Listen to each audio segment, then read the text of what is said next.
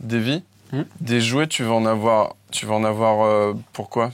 Tu vas en avoir ici ou tu vas en avoir ici ou tu vas en avoir en Ardèche? T'en auras plus où, des jouets?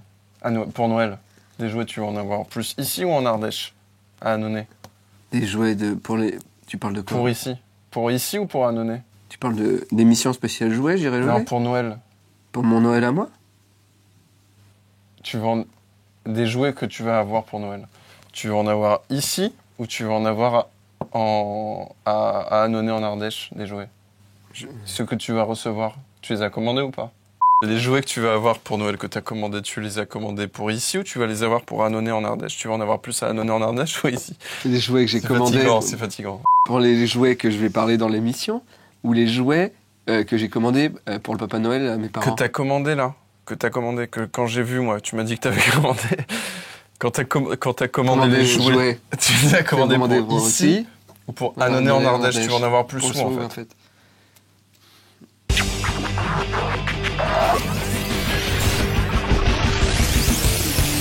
J'irai le lait sur vos tombes! Mais oui, c'est J'irai le lait sur vos tombes, une superbe émission estivale qui n'est pas très estivale, on va dire. Mais non, puisqu'on est bien loin de l'été.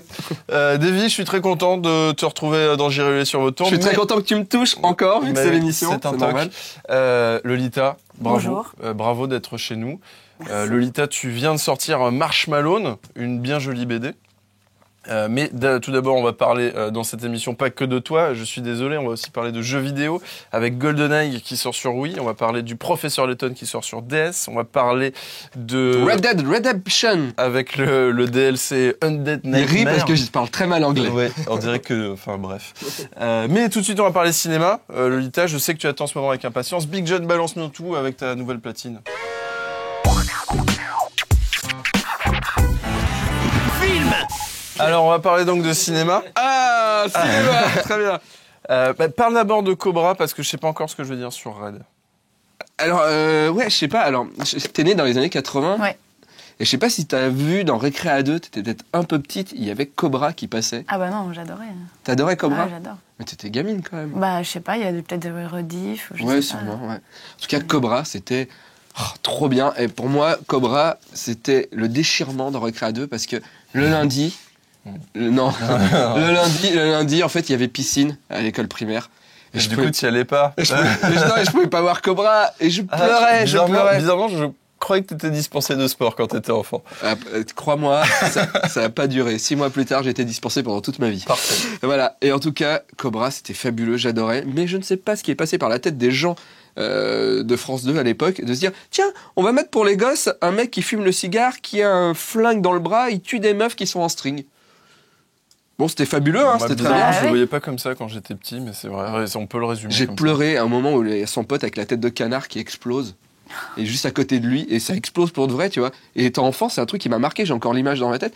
Et je pense que c'était un peu violent pour des gosses quand même. Mais alors, Cobra, qu'est-ce qui se Ça t'a pas passe? traumatisé? non. Non. Bah Quand non. tu fais juste une émission de... Je vis juste en faisant des trucs débiles d'enfants, mais bon. Cobra ressort. Il y a une nouvelle série de Cobra. 27 ans plus tard, ils ont fait... C'est pas vraiment une suite, c'est d'autres épisodes. Ça n'a rien à voir parce que le manga continuait, en fait. Ouais. Le manga continuait, l'histoire continuait de Cobra. Moi, j'ai cru qu'ils allaient réadapter cette fin qu'on n'avait pas eue en manga, et pas du tout. C'est d'autres épisodes. C'est d'autres aventures de Cobra. Alors, attention, les 4 premiers sont pas très bien. Donc, je vous invite à passer les 4 premiers. Et c'est plein de petites histoires. Alors, des fois, c'est 4 épisodes, des fois, c'est un épisode. Ils partent pas du principe que s'il y a 27 ans qui se sont écoulés, que genre Cobra et les cheveux blancs, t'as l'impression que c'est, t'as loupé des épisodes. D'accord. Et que tu vois la suite. Il y a de la 3D dedans. C'est animé par ordinateur. Alors, la 3D, parfois, elle est cool. Et parfois, tu dis j'aime bien Cobra, alors je regarde quand même. D'accord. Voilà. Mais c'est vachement bien. À savoir que Alexandre Aja, qui a réalisé Piranha 3D, son prochain film c'est Cobra en adaptation ciné. Ah mon dieu, incroyable. Et à savoir aussi que This is Peter Punk, qu'on reçoit bientôt dans l'émission, son dernier clip, il est en Cobra pendant tout le long du clip. Alors je pense qu'il y a un revival, je ne sais pas. Peut-être la coupe de cheveux, je sais pas. C'est tellement bien. Et puis et surtout, oui, ils sont allés quand même chercher le doubleur de 1984. le doubleur Doubleur français et c'est la même voix. Ah, mon bras Oh, robot. Non, ça va, il a pas trop vieilli. Où est mon cigare? Par contre, je pense qu'ils n'ont pas retrouvé la voix d'Armanoïde et Armanoïde dans le manga. Et alors, ils se sont dit, avant, ils s'étaient dit, les Français, on va faire une voix robotique. Et là, ils se sont dit, non. On va prendre un imitateur. On va prendre une On va meuf prendre qui parle. Gérald Dahan. Alors, ça va qu'elle y est pas souvent, parce que c'est assez perturbant. Très bien. Tu as vu Red? J'ai vu Red. Red, le nouveau film avec Bruce Willis. Ah mon Dieu, Bruce Willis. Ah non, d'accord. Non, t'as pas non. Bruce Willis, il te fait pas... Ah, si, Bouf. je l'aimais bien. Ouais, Avant, mais quand là, j'étais petite, quoi. Ouais, maintenant il est bon. Alors Red, en gros, l'histoire est vraiment bien de base. Donc c'est tiré d'un comic book. Ça parle de Bruce Willis, qui est un ancien agent secret, le meilleur du monde. Sauf que pour des conneries administratives, à 60 ans, il s'est retrouvé à la retraite. Et du coup, il est un peu malheureux, il est à la retraite. Et sauf que Et d'un pourtant, coup, il se rend compte... 60 Il a 60 ans, la retraite. Ouais, non, je ne veux pas politiser Ah, cette d'accord, émission. ok. Et donc, en gros, il se rend compte que lui et ses potes de son ancienne équipe, ils sont tous tués les uns après les autres parce que le gouvernement veut effacer des traces d'une affaire bien mystérieuse et dont nous allons voir quelques images dans cette bande-annonce qui suit. Hi, this is Sarah. It's Frank Moses. Hey, what's going on? Not much. Try a little bit more to the left there. Yeah, it's just perfect. This place looks fantastic, Victoria. How'd you make the transition? They retire us? You can't just flip a switch and become someone else. What are we supposed to do? I do take the odd contract on the side. I just can't stop. Best wet work asset in the business. What's that? I kill people, dear. This is off the books. Total blackout. We're getting the band back together. I put a few things away. Just in case. I am excited. Alors, le gros problème, vous avez vu la bande-annonce, ça vous a fait envie, hein. Ça vous a fait envie. Ils sont vieux. Ah, ils sont vieux. Bon, alors, il y a un casting hallucinant. Il y a Bruce Willis, Morgan Freeman, John Malkovich. J'ai oublié les autres. Mais il y a un casting incroyable avec Karl Urban, très bon. Et du coup, tu te retrouves avec... Karl Urban. Ah, il est Ouais. super. Mais il est connu, en fait. Mais je connais pas le nom. Ouais. Donc, t'as un putain de casting. T'as un putain d'histoire de base. Un putain d'histoire. Un putain d'histoire de base. T'as des bonnes scènes d'action parce que c'est un film d'action et de comédie. Sauf qu'il y a un problème. Il y a un problème au niveau du scénario. Il y a un problème au niveau du rythme, il y a un problème au niveau de la réa, Nul. ce qui fait que en fait, tu te retrouves. C'est pas nul. Moi, j'ai l'impression d'être passé à côté parce que tout le long de la projection presse, normalement, tout le monde est blasé. La journaliste qui était à côté de moi a ri tout le long du film et à la fin a applaudi. Elle avait quel âge? Elle était âgée. Et c'est là où je me dis que en fait, tu te retrouves avec un film d'action avec des vieux dans le film, et je pense que c'est pour des vieux en fait.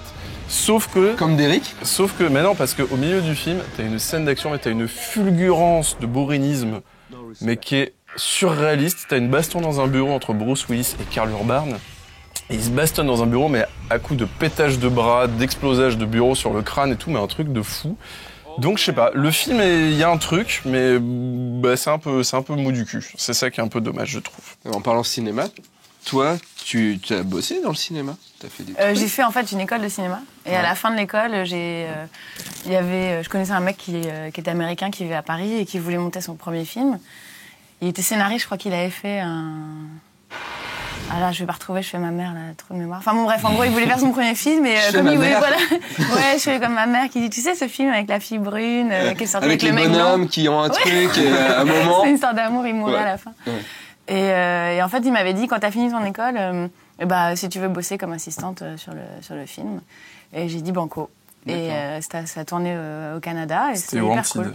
Ouais, c'était un film bon. Bah, non, mais je suis allé le voir au cinéma, était- mais j'ai adoré, moi. Ah bon? Ouais, mais j'ai Ah. adoré ce film, en fait. Je savais pas... Bah, moi, j'ai pas réussi à lire, en fait. C'est une émission très regardée ou pas? Tu peux sortir des horreurs, si tu veux. Bon. Il y a quelques vues sur Internet. D'accord. Bon. Non, parce que j'ai pas réussi à lire le scénar jusqu'au bout, même jusqu'à la fin du tournage. Ah merde, Donc, d'accord. donc voilà, mais c'était génial comme expérience. J'étais dans les dernières assistantes, quoi, les filles qui trimballent les chaises bloque les rues pour les scènes. Et les c'était couches génial. pour les comédiens aussi. Voilà, exactement. Ouais, il y avait une belle équipe de vieux comédiens. Ouais, j'ai trouvé bien ce film en fait. Ouais, qui est marrant quoi. Non, moi j'ai trouvé un Très peu private joke, lunaire et private joke, ouais. Bon, après, il y avait mon père qui a tourné dedans. Ça s'est fait après que j'ai décidé de bosser dessus. Il n'était pas censé être dans le scénar. C'est grâce à toi. C'est grâce à toi. C'est moi qui l'ai pistonné. Mais t'as eu la vocation, t'as eu envie de faire du ciné. Bah moi j'ai fait pas mal d'études différentes. En fait, t'as fait beaucoup de choses. T'as fait du ciné, j'ai fait du dessin lettres, en fait au début. Du dessin, de la psychologie, de j'ai la commencé, mythologie. Voilà. Ouais. J'ai commencé par la psycho, je me suis retrouvée et en à dessin. Montréal aussi. Ouais. Bah, j'ai fait des ateliers d'écriture à Montréal. Qu'est-ce qui s'est passé en fait? Pourquoi t'as fait toutes ces études-là? En fait, tu voulais faire quoi en vrai quand t'étais petite? Tu voulais faire quoi quand tu serais grande? Je voulais être Picasso. D'accord. Ou astronaute. Et c'est là où tu t'es perdu dans les études. Voilà, et je voulais être Picasso, on m'a dit c'est déjà pris, voilà, donc il faut bosser. Et donc je suis sortie du lycée et je me suis dit allez, je vais faire une fac de psycho. Et en fait, j'avais plutôt besoin d'une psychanalyse. Beaucoup de gens font ça, ils arrêtent. Voilà. Et quand au premier cours, on m'a dit vous allez étudier le symbole du couteau dans le rêve pendant 1 an.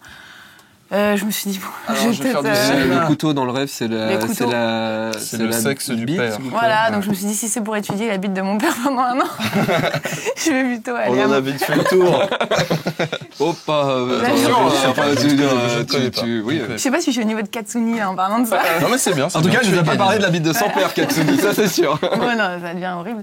Et donc, j'ai fait 1 mois en fac et finalement, ça m'a fait chier. Donc, je suis allée en école de dessin.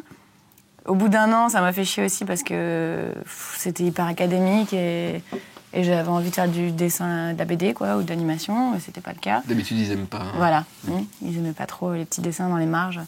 Et voilà, donc j'ai fait fac de ciné en me disant que ça pourrait toujours me faire de l'animation plus tard.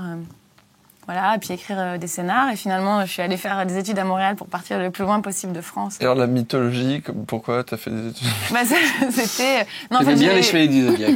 Voilà. Non, c'était vachement bien. Ça s'appelait Mythologie et cinéma. Et c'était en fait tous les grands mythes fondateurs de nos sociétés, judéo-chrétiens, en passant par... Et donc, par un truchement d'études, tu t'es dit, je vais écrire des livres.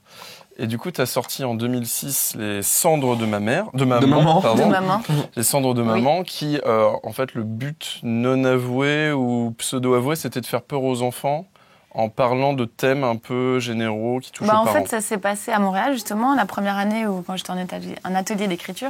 Et il y avait un travail de fin d'année, c'était faites un gros projet pour enfants. Enfin, non, pas pour enfants, justement, dans n'importe quel domaine. Et moi, je me suis dit, je vais écrire un livre pour enfants. Et tout de suite, j'ai eu un pitch, c'était j'avais envie de faire flipper les gosses. Je ne sais pas pourquoi, peut-être parce que j'avais un petit frère, on venait de m'annoncer la naissance de mon demi-frère. Donc je pense que ça m'a un peu... Je me suis dit, je vais les traumatiser.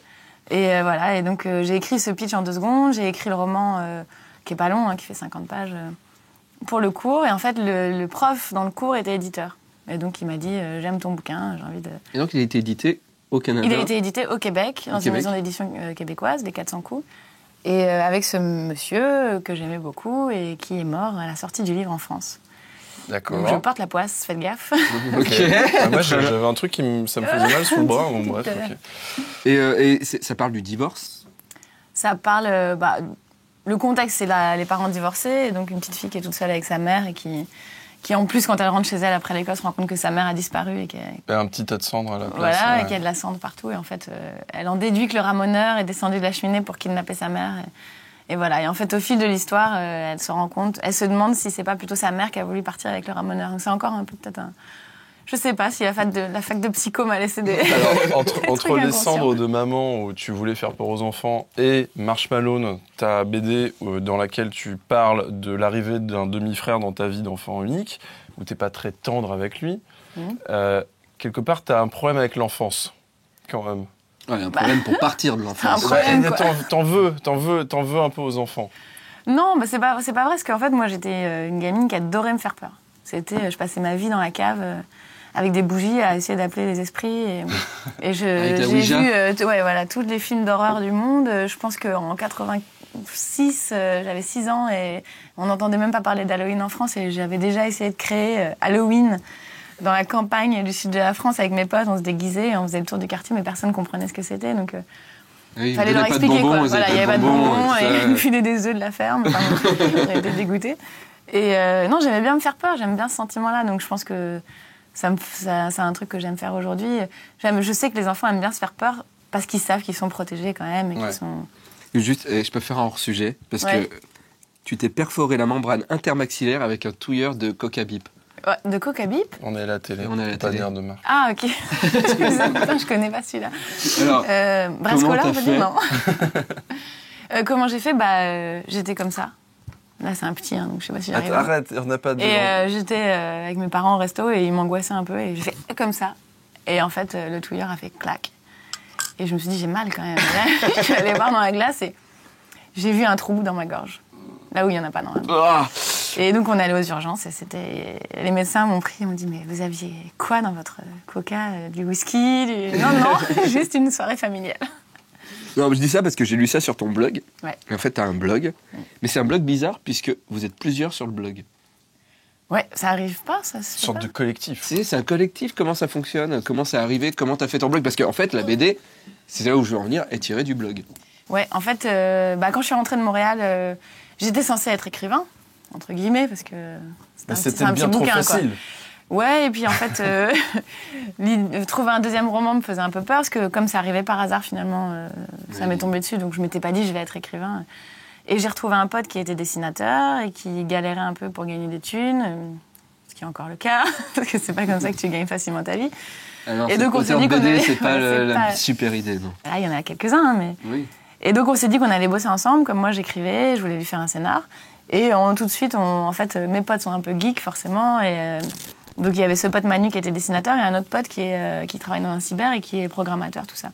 Et ils m'ont dit, regarde les blogs BD, il y a des trucs super. Donc, forcément, je me suis retrouvée chez Laurel, chez Tarin, chez Boulet.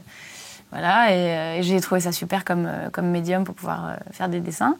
Et donc, on s'est lancé dans ça et on était 3. Donc, mon pote qui faisait le site et mon pote dessinateur et moi. Todoloco, c'est ça? Voilà. Donc, on a fait une BD qui s'appelle Todoloco, Qui est tiré de... qui est tirée du blog. Et qui a été... En fait, c'est pareil, on l'a envoyé au Canada, à une maison d'édition québécoise, la même que celle de mon roman, mais branche BD. Parce que c'était des strips et qu'en France, on n'a pas trop la culture du strip. C'est un peu dur d'être édité. Il faut passer par les journaux. Et vu que nous, on dessine à 2 à l'heure, la publication journaux, ça aurait pas été... Et alors du coup, Marshmallow, donc c'est tiré de ton blog, à toi. Comment ça s'est passé en fait? Tu faisais tes dessins sur ton blog en te disant que tu allais le sortir en BD ou c'est encore une fois... Moi, je me dis jamais en fait. Ouais. Dans la vie, je préfère rien attendre. Je fais mes trucs dans mon coin et après, avec un peu de chance, ça marche, ça en fait un bouquin. Je Mais suis pas sûr, j'irai le voilà. sur autre. Je me dis pas, voilà, la consécration. Waouh! Non, en fait, c'était un bouche-trou, en fait, Marshmallow. D'accord. C'était sur le blog quand on faisait pas de dessin on pour parle pas de ton Todoloco. petit frère, là. Mon petit frère, je sais pas pour qui c'est un bouche-trou. Mais bon, moi je le vois pas assez pour que ça devienne un bouche-trou. Mais... D'accord. Non, il est. En fait, quand on faisait pas de BD pour Todoloco, donc avec mon pote, il fallait meubler parce que les gens qui viennent sur le blog, ils se lassent vite. Donc j'ai fait des chroniques et après je me suis remise à dessiner. J'avais dessiné un peu à Montréal pour des trucs, mais. Et donc je me suis remise à dessiner. J'ai commencé. La première histoire qui m'est venue à l'esprit, c'était de faire cette arrivée dramatique dans ma vie. Et voilà. Et au début, c'était immonde. Je faisais vraiment des dessins pourris. Et petit à petit, ça m'a amusée. J'ai à nouveau aimé dessiner parce que j'ai vraiment dessiné toute ma vie. J'ai pris des cours tout le temps. Et voilà, j'ai retrouvé le plaisir. Et bon, voilà, j'ai développé ça petit à petit. Après, il y a eu d'autres histoires, moins en rapport avec mon petit frère, qui se sont greffées. Et voilà, un jour, je l'ai montré à un éditeur pour avoir un avis, mais pas pour le publier. Est-ce que c'est le style graphique qui a décidé l'éditeur tout de suite ou l'histoire? Parce que t'as un style particulier quand même. C'est bizarre en fait, c'est une BD, mais ça fait quand même vachement roman graphique. C'est un peu entre les deux, je trouve. C'est dur à classer, c'est sûr que c'est pas... c'est un roman graphique. C'est un roman graphique. Ouais, il n'y a pas beaucoup de texte, donc... Ouais, c'est à mi-chemin entre le livre pour enfants, mais en même temps, il y a du second degré, donc je pense que ça ne s'adresse pas tellement aux enfants, finalement, parce qu'ils ne doivent pas comprendre. Et avec ton père, il n'y a pas eu de problème pour sortir à la BD? Genre, je pense à quelques blagues sur le pastis, par exemple. Si. Ça, on me l'a déjà dit, mais c'est pas comme si personne ne le savait, quoi. C'est une bonne Effectivement. Franchement, je pense pas être la première à le dire. Non. Et ça le fait vachement marrer, et je pense que c'est son histoire préférée dans le livre, quoi. Donc, c'est vrai que c'est drôle. Et puis, bon, voilà, c'est... Et c'est quelqu'un qui a beaucoup d'autodérision et moi aussi je m'en prends plein. Enfin, je m'en prends pour mon grade dans la BD. Je pense que tout le monde. Moi, je me demandais, en fait, finalement, cette BD, elle est vachement intimiste. Les cendres de maman aussi. Ouais. Tu fais des trucs quand même vachement intimistes. Comment tu gères la médiatisation que tu pourrais avoir via ton père et ton mari? Tu les évites à donf? Bah non, en fait, le problème, c'est que moi, j'y pense pas. Ouais. Et je pense que les gens n'y croient pas, mais quand je le fais, il y a des gens qui arrivent à écrire sur les autres, à Tu imaginer. pourrais jouer de ça, mais tu le fais pas du tout, quoi. La médiatisation, Ouais. bah, c'est hyper difficile comme position, parce que quand on me donne la parole, par exemple, voilà, ici, ou chez Ruquier, il y a quelques semaines... On va en parler. Voilà, j'ai envie de dire oui, parce que j'ai envie de parler de mon travail, comme n'importe qui, je Bien pense, sûr. comme tous mes potes qui font de la BD, si on leur donne l'occasion d'en parler, ils y vont. Et d'un autre côté, moi, j'arrive toujours dans une position où je dois me défendre. Parce qu'il y a quelqu'un qui a fait des choses que moi j'admire et qui sont très respectables avant moi. C'est un grand écrivain pour moi, et musicien, enfin peut-être pas musicien, mais bref. Auteur. Voilà. Et donc je dois me défendre, je suis toujours en position de me défendre. Et forcément, mon travail, dans l'ombre de mon père et de mon mari, mais ça c'est quand même moins... Mais bon, c'est... Non mais je veux dire, on m'en parle moins, quoi. Je parle pas du travail. Mais... Bah, ouais.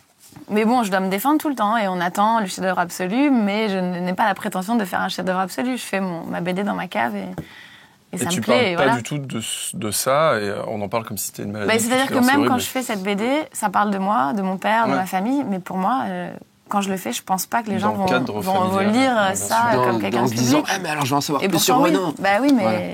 je suis un peu conne, hein, je pense. Non, mais forcément, les gens... Moi, juste, je sais que c'est une super question après, mais juste...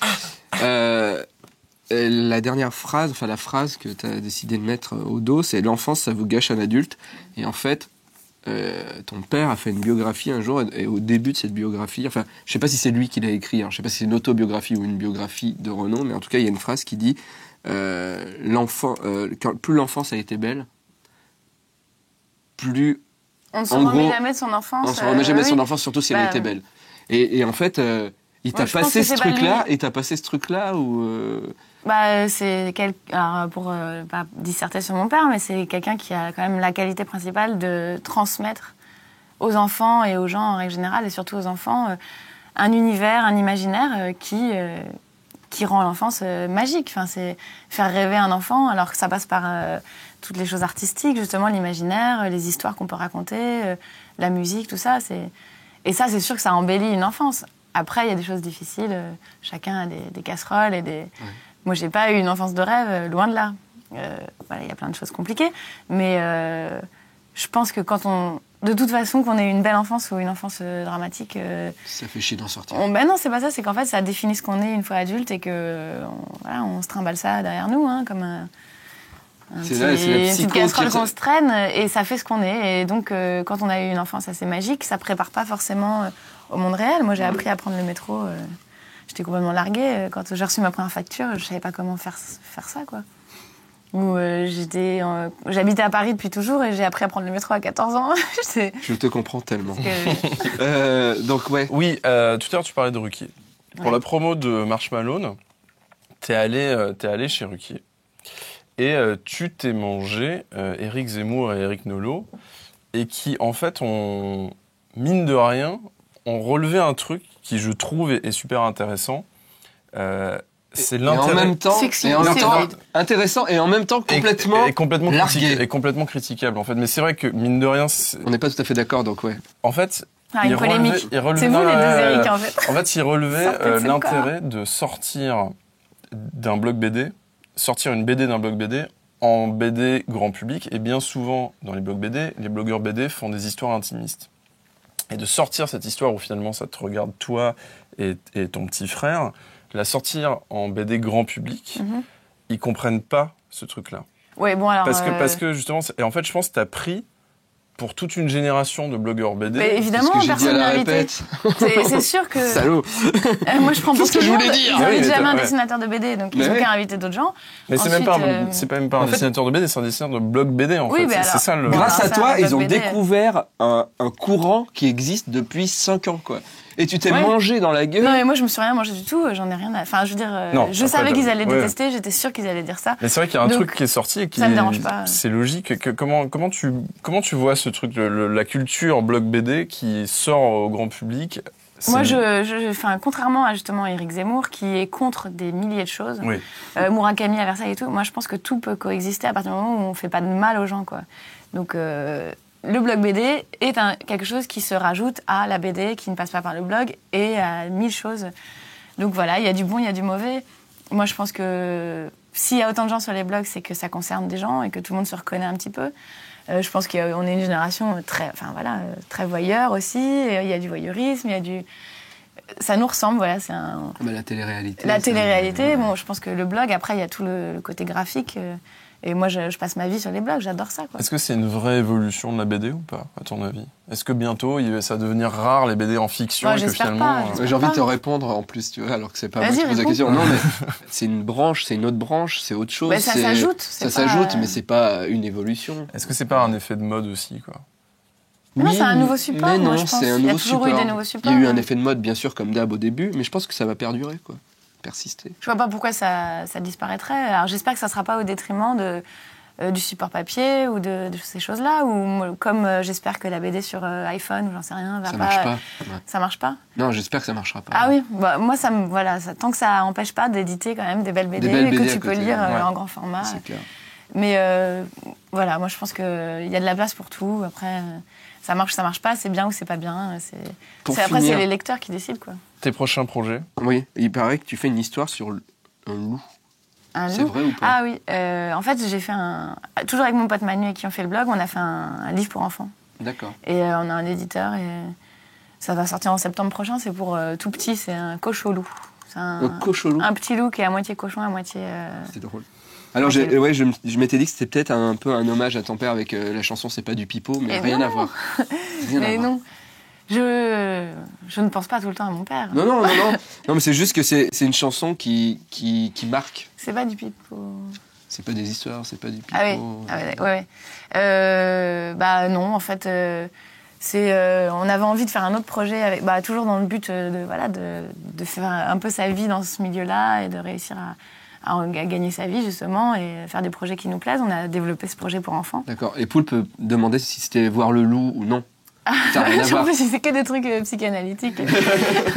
Là, sa mère est cochonne en plus, donc tu vois, c'est Ah, Sa mère est d'accord. cochonne et elle a vu le loup. Voilà, Ça c'est me ça. Elle a parle. vu le loup, Enfin, elle est cochonne. Ouais. Non, on s'est fait un petit plaisir, voilà, de se faire ce livre pour enfants. D'accord. Et on a envoyé à 30 éditeurs qui nous ont tous dit ça n'a aucun intérêt, mais il y en a un qui a trouvé ça cool.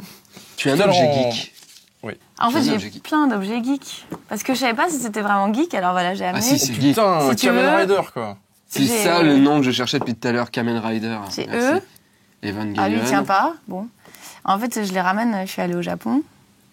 C'est mon grand trip. Et je ramène ça et j'en ai à peu près Ça, c'est marrant, ça ressemble un peu à ce que tu fais. 132. Bah ça, je les ai mis dans la Marshmallow, justement. Ouais. Parce qu'il y a plein de petits chapitres avec des objets de mon enfance et des trucs comme ça que je collectionne. Et il y a eux, justement.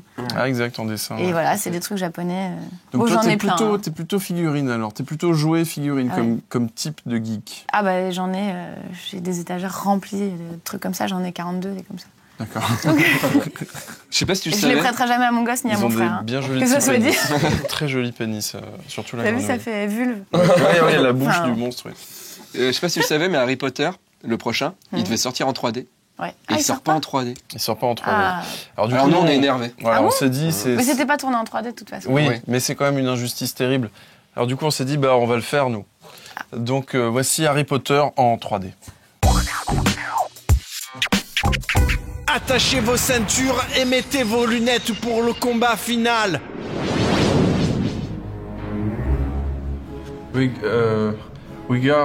Wingardium Leviosa. Pouf. Ah, tu sais que Agrippe, il nous a préparé une bonne Quidditch Lorraine pour ce soir. Ah bon? Une bonne Quidditch Lorraine? J'espère que les Serpentins n'en auront pas. De quoi? De la Quidditch Lorraine? Qu'est-ce que tu fais? Ben, je fais mon jeu d'acteur. la 3D. Tiens, Airball. Harry, je crois qu'ils sont par là. Ron, attention à la licorne. Du suspens. J'en ai marre, Harry. Mettons fin à trop de films avec un combat final en 3D. Très bien, celui que l'on ne le nomme pas. À qui parles-tu? Bah, toi qu'on nomme pas. Ah oui, non, ça va être le bordel. Non, parce que là, tu vas dire nomme pas, moi je vais pas reconnaître, je vais pas savoir à qui tu parles. En plus, t'imagines si un jour t'appelles ma société, tu tombes sur un secrétaire, tu fais allô, bonjour, je voudrais parler à celui qu'on nomme pas. Alors elle va dire ah oui, mais alors vous voulez dire qui? Non, ça risque le bordel, non, appelle-moi Voldemort. Ah non, ça me gêne, j'oserais pas. Appelle-moi par mon prénom alors. Très bien, Habib. Bien. Que le combat begin. Devine quelle carte j'ai tiré. Le 7 de pique. Non. Le 2 de trèfle. Non, c'était le 7 de pique.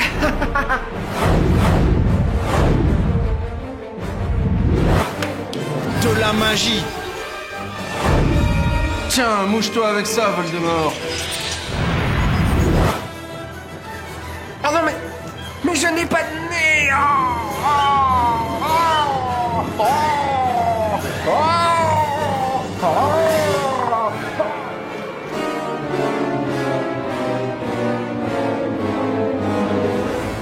Cet hiver, Harry Potter nous revient en 3D.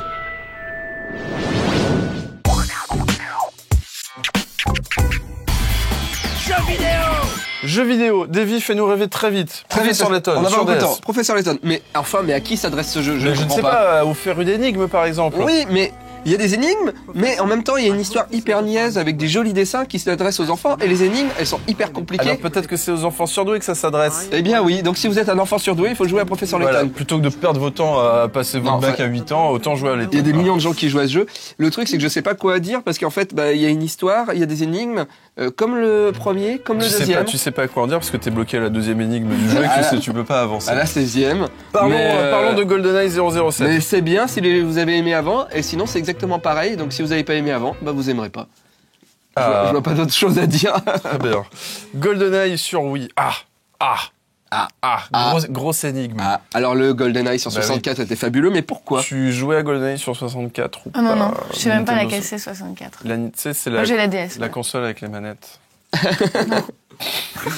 Donc, c'était le FPS mythique. Ah oui. Alors, mais pourquoi il était mythique? Je me suis posé la question. Moi, j'ai acheté la Nintendo 64 pour le jeu GoldenEye à l'époque. Eh ben moi, non. Mais je me suis dit, mais pourquoi c'était mythique? Parce qu'à l'époque, déjà les FPS, il n'y en avait pas autant qu'aujourd'hui. En plus, et bien ensuite, fait, techniquement. Bien fait, et en plus un FPS qui jouait à 4.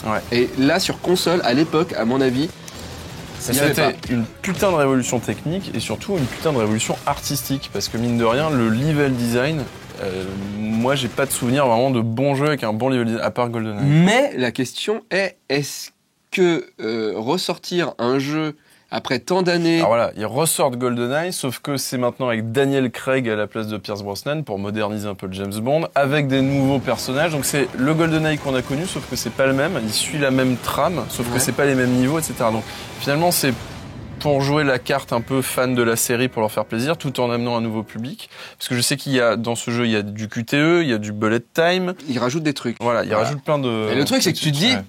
Le truc, c'est que tu te dis, quel est l'intérêt quand même? Moi, j'ai mis le jeu quand même en ayant un a priori plutôt négatif. J'ai mis le jeu, j'ai commencé à jouer, et là, il y a un truc, il y a une magie, tu sais pas, tu piges pas. Peut-être parce que le jeu est bien. Et c'est ça, en fait. Simplement. Et tu fais, ouais, les graphismes, c'est pas ça, mais je m'amuse et tout ça. Et quand tu joues à 4, au bout de 10 minutes, eh ben, c'est comme dans le passé, comme il y a 10 ans. Tu tues tes potes et tout ça, machin. C'est simple à jouer. Alors, à savoir qu'il y a bien, une édition avec un pad, parce qu'il vaut mieux y jouer avec un pad plutôt qu'avec la Wiimote. Un pad doré en plus, c'est un peu la classe. Le jeu à 4, il y a quand même des petites... Moi, je trouve que le level design est moins bien que le premier GoldenEye, mais en jeu solo, moi, je trouve que le jeu est vachement bien. C'est un très bon reboot. C'est un très bon jeu. Très bon reboot. Très bon jeu. Et pour finir, Red Dead Redemption. Red Dead Redemption, il y a l'add-on qui est sorti pour Halloween qui s'appelle Undead Nightmares, qui est en gros l'épisode Halloween de Red Dead Redemption. Red Dead Redemption, c'est un jeu de cow-boy où tu vivais la vie au grand air sur ton cheval. Sauf que là, en fait... Tu faisais le cheval. Non, je mimais un acte sexuel dégueulasse. C'est bien ce que je pensais. Et donc tu vivais la vie au grand air. Et en gros, avec cet épisode, en fait, il y a un virus. Et la population du Grand Ouest se retrouve... Il y a un virus. Il y a un virus. Et en fait, tout le monde se retrouve zombifié.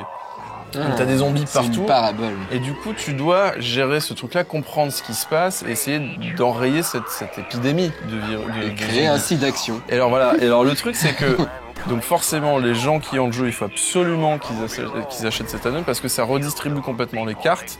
Tous les personnages que tu connaissais, là, changent, etc. Donc c'est vraiment très bien foutu pour ceux qui aiment la série. Ceux qui n'ont pas le jeu, je leur conseille d'acheter le jeu plus l'add-on. Ça va faire cher, mais c'est vraiment bien. Et ce qui est génial, c'est que tu te retrouves dans un survival horror. C'est-à-dire qu'avant, t'étais avec ton cheval et t'étais content avec tes 2 flingues. Maintenant, mais tu te chies dessus, quoi. Parce que dès que tu vois un truc bouger, c'est une menace. Parce que t'as des zombies, mais t'as aussi les animaux qui avant, les chevaux, les bisons, tout ça. Maintenant, c'est des bisons zombies qui te sautent dessus, quoi. Donc c'est vraiment, vraiment bien foutu. Et tu te chies dessus dès que t'approches une ville. Parce qu'autant avant, t'es sur ton cheval, ça va, tu peux te barrer vite. Mais quand t'arrives... Ouais, bon, faut que j'arrête de mimer le cheval. Mais quand t'arrives dans une ville et que très vite, tu peux te retrouver avec des zombies sur toi, tu meurs très facilement. C'est vraiment bien foutu. Et c'est sur quelle console? C'est sur Xbox 360 et j'ai peur de dire une connerie, alors je ne sais pas si c'est sur PS3. Je pense que c'est sur PS3 aussi. Hein. J'ai comme un gros doute. Oui, si, en tout PS3 cas, là, un putain d'add-on. Encore une fois, Rockstar a fait un add-on incroyable. À chaque fois qu'ils font des add-ons pour leurs jeux, comme GTA, etc., à chaque fois, c'est des putains de trucs super longs et tout. J'arrête de parler, je suis fatigué. On n'a pas le cadeau à t'offrir, Lolita. Si. Ah, il y a un cadeau. Non, on l'a, mais il n'est pas ici. Bon, file-lui le premier truc qui traîne, alors. Allez. Tiens, bon, c'est pas cadeau. Ça normalement, tu nous le rends après. Voilà, c'est parce que t'es sage. Oui, c'est nous, c'est notre série. Cool. Tu vas dédicacer notre mur avant de partir. Est-ce que tu reviens pour notre émission où on reçoit tous les anciens invités? Ouais. Ok, bon, alors on se retrouve très bientôt, Lolita. Et nous, on se retrouve la semaine prochaine avec à nouveau des auteurs de BD, si je ne m'abuse. C'est ça, Monkey Business et aussi les auteurs des Lascars. C'est les mêmes. Super. Et tout de suite, Young Karate Boy, qui je crois maintenant s'appelle l'enfant karaté. Walter Labeille. Walter Labeille, pardon, j'ai spoilé. Les jouets que t'as commandés, tu vas les avoir en Ardèche ou tu les as commandés pour ici? Les jouets de... Tu parles de quoi? De l'émission spéciale jouets quand t'es pas là? Les jouets que t'as commandés. J'ai commandé. Tu les as quand tu les as commandés, tu les as eu ici? Tu les as commandés pour où? Tu les as commandés pour ici ou t'en auras plus à annoncer en Ardèche? Vous me comprenez ou pas? Au niveau mais c'est au niveau qualitatif ou quantitatif? Bah oui. Ah oui?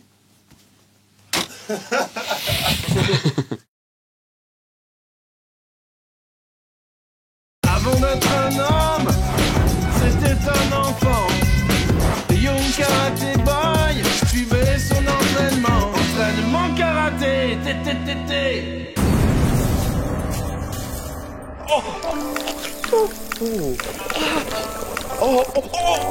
C'est fini. C'est fini. Nous avons passé un bon moment. Samy la vipère, mais maintenant c'est fini. Il faut que tu t'en ailles. Sors de là, Samy la vipère. Maître, j'ai fini mon entraînement de sopalin. J'en ai marre de m'appeler Walter. Mais c'est quoi votre t-shirt? Eh bien quoi? Dépêche-toi, j'ai pas que ça à foutre. Mais, maître, sur votre t-shirt, on dirait mon visage. Insolent. Mais maître, mais c'est moi. Ce n'est pas toi que tu vois là, cette personne. C'est le sauveur. C'est l'élu. C'est le fils du karaté. Le cousin du taekwondo. Le petit frère de la lambada. Celui qui viendra sauver la terre. Celui qui unit. Celui qui unit quoi? Celui qui unit, je sais pas, l'unicateur, l'unisseur, c'est l'unique, celui qui unit, un point c'est tout. Il unit comment? Comme quelqu'un qui sera habillé tout en rouge uni? Ou un camailleux de rouge? Ou comme celui qui unit deux êtres devant l'éternel? Non, je sais pas, ferme ton râtelier à merde, c'est pas toi, je te parle d'une prophétie qui date de 8 ans. Eh oui, il faut bien qu'une prophétie ait un début. Mais j'ai 8 ans. Oh, on s'en balance les baloches, c'est pas toi. Allez, va faire des pizzas à la merde. Ah ouais, mais ça me fait mal une prophétie sans fondement. Crois-moi, il n'y a pas que les prophéties qui font mal au fondement. Allez, casse-toi, va faire des lasagnes au Gnocchman. Ah, Walter, heureusement que tu ne connais pas mon secret d'aujourd'hui. Je vous aime, maître.